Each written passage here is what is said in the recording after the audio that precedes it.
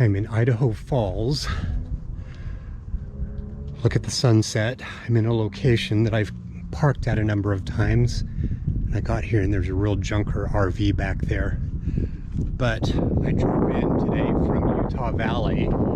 I drove all the way here as opposed to staying the night in Pocatello. And I'm a little bit stressed out because the RV started exhibiting signs of overheating on the way up here.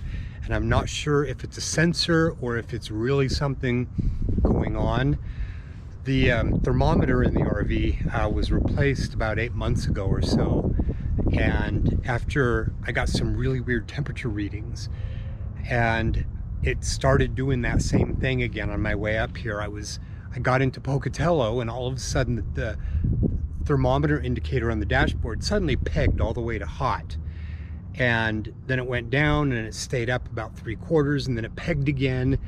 And so I don't know what's going on, but there's a mechanic shop in place, or there's a mechanic shop here in town that I'm going to take it to on Monday, who's already worked on this RV. They fixed a weird transmission thing that I had going on a year ago when I was here. And I already called them last week because I was planning on having just a general transmission preventative maintenance type of service thing done on Monday. So I'm going to take it into them on Monday and ask them, you know, what's kind of going on with it. So it's been a little bit stressful, that kind of thing. When something mechanical kind of goes on, I'm like, oh shit, you know, oh crap. So anyway, yeah, I'm gonna have to figure that out because I don't want to drive anywhere any further until I maybe get that figured out. I'm hoping it's just a sensor thing, right? As opposed to anything going on with the engine, because the RV's been driving totally normally. You know, so, and I've made sure that the radiator is topped off with fluid. So I'm just gonna have to ask him. So anyway, stay tuned and we'll figure out what's going on with that on Monday, hopefully.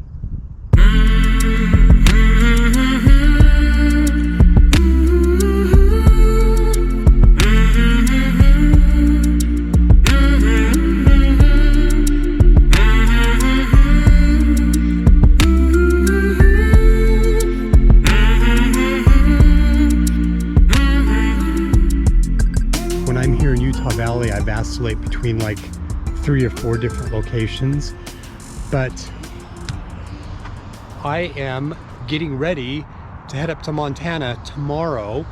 So I wanted to do a quick video kind of telling you what I've been doing here in Utah Valley. I've been here longer than I anticipated because I ended up having some interior work done at an RV place, the same RV place that did my solar on this RV and my previous RV down in Salem, Utah. I decided to take the bench seat out, the other bench seat, and have the heater removed so I could reclaim that space. I use a Wave 6 heater. I don't use the native furnace in the RV. It just is dead weight that I'm carrying around. And I realized I could take that bench seat out and reclaim that space. I've always wanted it to feel a little bit more spacious in there. So that's one of the things that I tackled.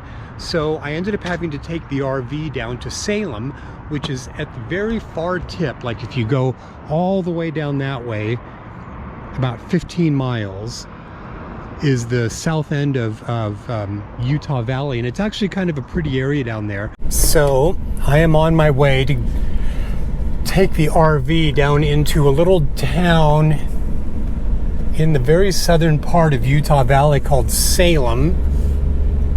So I'm going out there because there's an RV place there that is going to do a couple of things to the RV before I leave town. And I have an appointment tomorrow morning to get that done.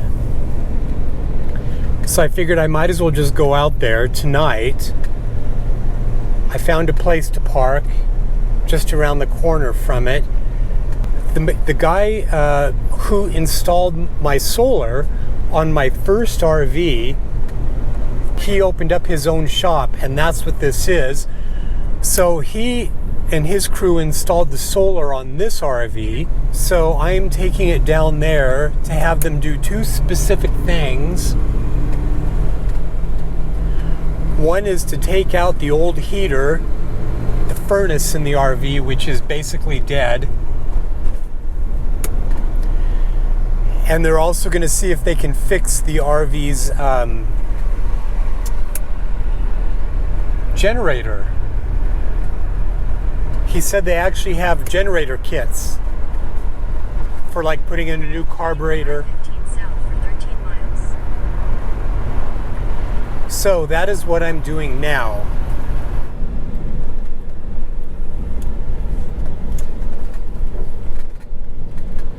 We'll have to see how good the Google Maps turned out. There's a big semi right there.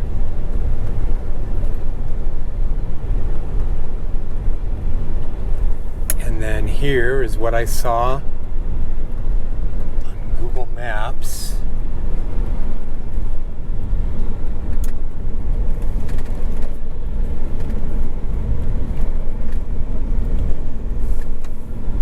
It's kind of exposed, but it's a big open street. So that's the spot that I've identified in Google Maps, but I don't like being in eyesight right there of these homes. There's a brand new fire station there, but I'm just looking right down here on the street. There's a farmer right down there doing his thing, and it's all dusty. Pretty sunset with the farmer plowing the fields there. So anyway, so this is Salem. These are part of the Wasatch Front Mountains that go north to south. And this is really the southernmost tip. There's one more small town called Nephi that's way off in that direction, about 25 miles. So this is the end of Utah Valley.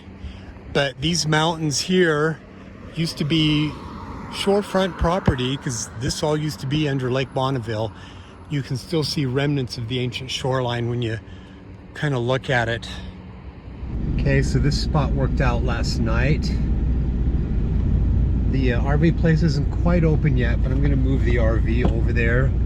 I don't want to just sit right here. It's kind of open, but I love these big, wide, quiet side streets.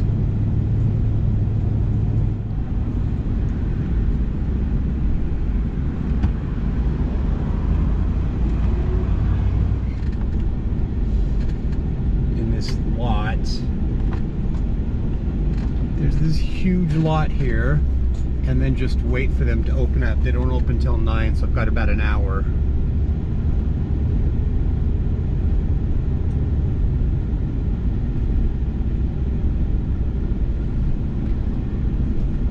Well, I'm gonna go see if they're open. It's just a few minutes before 9. I was hoping to park along here, but there was no place to park.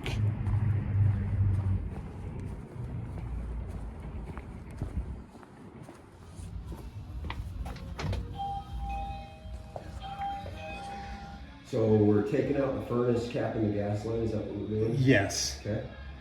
So I've taken, it's under the bench seat, but I've removed everything, so it's easy to get to right there. And you don't want the furnace? No, because I use a Camco Wave 6 heater. Okay. And it just works way better. They do, don't they? And no battery power? No battery power, it's efficient. That's what I use in my It's trailer. dry heat, yeah. I have, what do I have? I think I have the Wave 6 in mine. Yeah. That's all I use for heat. Yeah. I kick that on before we're ready to go to bed, and that thing just works so good. This is what they're taking out. That'll reclaim that space right there and make it easier for me to put an office chair there or put a couch along the entire wall, because this couch will then fit across that entire wall. Okay, it's gone. Yay. I get to use all this space now. So I went down and it was about $180 to have them remove it, cap off the propane lines and the electric lines. And I just love it. I love the extra space that I have, and it's allowed me to be more creative and use that space more efficiently. So I ended up repainting the wall. So I'm getting ready to paint this. I'm going to repaint this wall, and then I'm just going to do touch-ups on my cabinetry because they're starting to get a little bit grimy from use. So I've still got primer, so I'm going to lay down primer over all of this. Let that dry, and then I got a whole gallon of the same color as this, so I can paint, you know, over this after I do some washing and then get the exact same color. It looks the same, but it's not quite the same because I actually painted this wall here first before I did anything else, and then I painted everything kind of later and I didn't have the same color. So that's what I'm doing now. Okay, so I'm just doing a sanding on this because this wood is, this laminate's really kind of glossy. So I've just been sanding it and trying to sand down the seam of this original sort of area here where the boards were for the seat cushion. I really dislike this part when everything is just chaos. Okay, so I've got the tape on. Oh, you know, the masking part is really probably the least fun. Okay, here we go. First bit.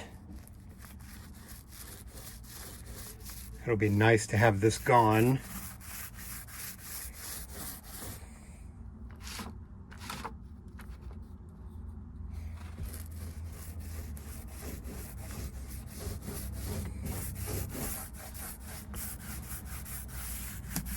I've got the first coat in.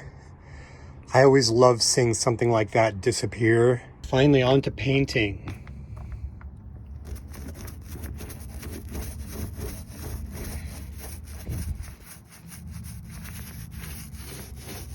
Okay, done. Now I get to just take the tape off. I love this part.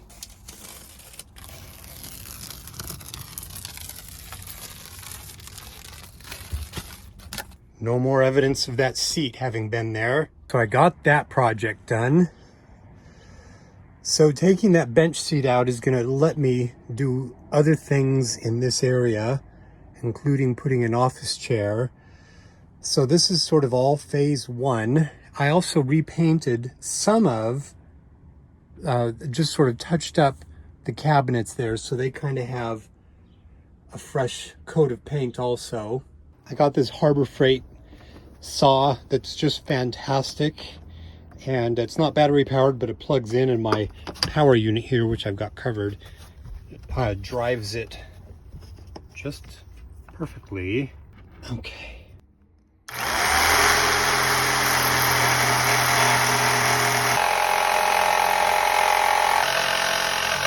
So boy, that piece of wood right here was really hard. It was having a hard time cutting through that, so that's okay. I just sort of left that right there.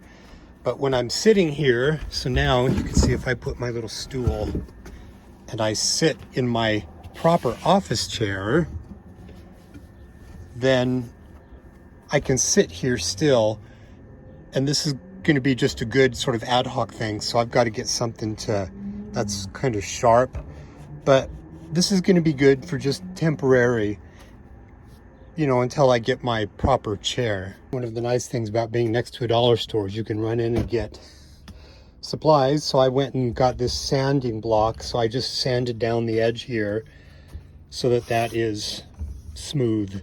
So the other thing that I'm thinking now is that I'm going to take the power block and move it over here. I'm pretty much done using the heater for this year. I have enough cable, solar cable here coming down from the solar panels. When I had those solar panels installed, I told them I wasn't sure where I was going to be moving it, and they gave me enough extension that I can actually route it over here and plug in my power unit there. So this is perfect. They made just enough cable so it goes down and around. You can see back there, it goes all the way down. And I still actually have just a little bit of slack. So that's perfect. Perfect, perfect. And I actually have an extension cable that I'll be able to plug into here so that I can plug my computer and stuff in, and I'll just mount that over there. And so there we go. So I've had that power strip sitting up there for a while, not using it, and it's perfect. The cable, you can see kind of right there, just perfect. And I put new sheet vinyl flooring in, and it just feels so much better in that space. Well, I'm back at Home Depot. I've got to get some of the floor vinyl to cover that area.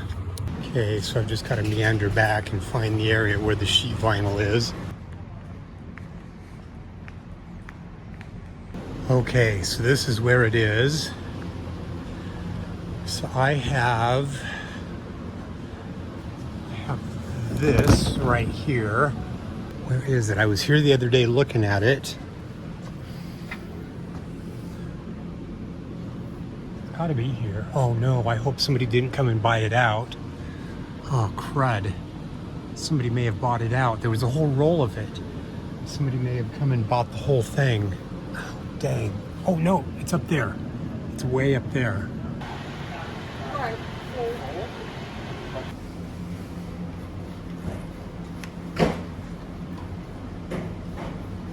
Okay, so now I just need to measure it, cut it, and put it down. Got it measured out, now time to cut. Okay, well, I got it down. It's not perfect. Yeah, some seams, but it's better than having that old plywood just exposed. So I had used this stuff before. I think this is what I had used. Now the adhesive goopy part.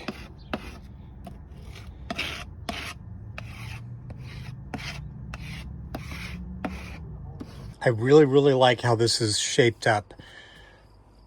I just really like moving this over here. So the good thing is, just the cables. I was always struggling because having the power unit right there meant that I was always having lots of cables coming up and over, and all the cables now with the power strip that I've put right there, they just sort of come through this hole and into where I need them to be. It's just better. I'm still kind of thinking of a way that I can sort of hide all those cables down there, but the office chair is going to be kind of sitting right in there, and then when I need to use it, I can pull it out and put it right here. And then eventually I'm going to take and move the couch and put it lengthwise in there.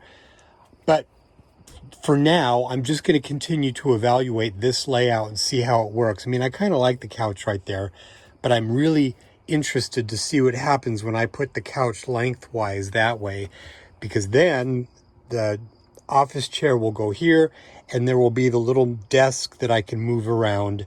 It's 31 inches by about 15 or 16 inches, the one that I've scoped out on Amazon. So it'll be just a little bit smaller than this, but its portability, the ability to move it, I think will be really useful. So taking out the heater, the furnace, and all the bench components probably saved me 50 or 60 pounds. You know, I mean, that offsets putting a new table in and the chair.